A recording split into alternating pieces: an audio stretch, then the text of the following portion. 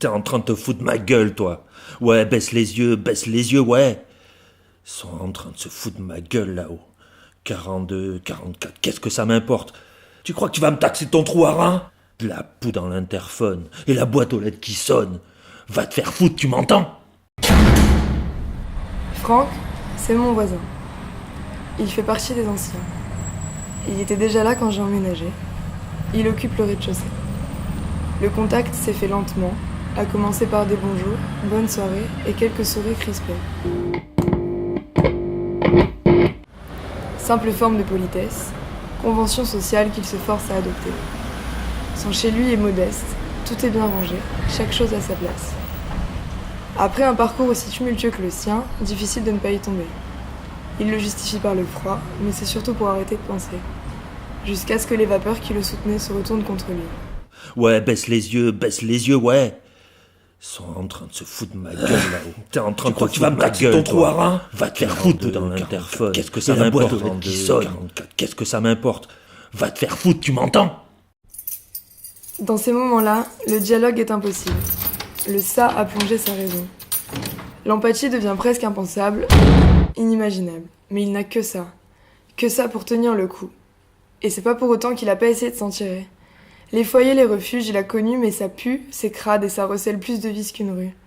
Paraît que ça deal pas mal, ça brigande à tout va. C'est pas pour lui ce genre de milieu. Il préfère s'enfermer sur lui-même, rester discret en attendant que ça bouillonne là-haut. Mais vous trouvez tous une bonne partie, hein? Tout le monde s'y retrouve. Et je me mets où, hein? Où que je me mets, moi? Ma classe, ma niche, tu veux me voir aboyer, ronger l'os? Aboyer? La main tendue, le cœur fermé, la merde dans la gueule, ouais, on nous met bien la merde dans la gueule. Ça, pour tirer l'oseille et faire les poches, on est bon. Tiens, regarde-les mes poches, vides et trouées. T'étais où l'hiver dernier? T'étais où?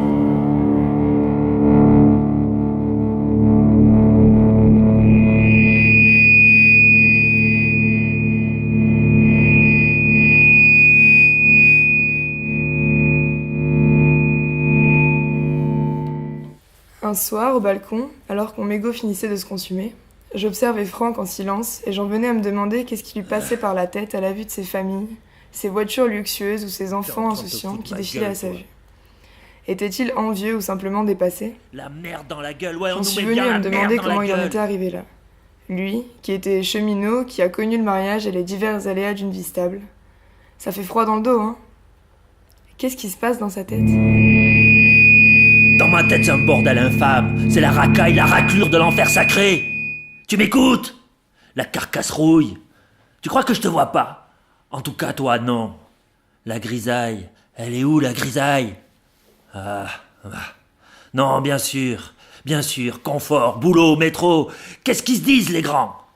Va chier. 40 centimes d'humanité. Une dernière pour la route. Juste une dernière. Franck, c'est mon voisin. Il fait partie des anciens. Il était déjà là quand j'ai emménagé. Il occupe le rez-de-chaussée. Mais pour combien de temps encore ?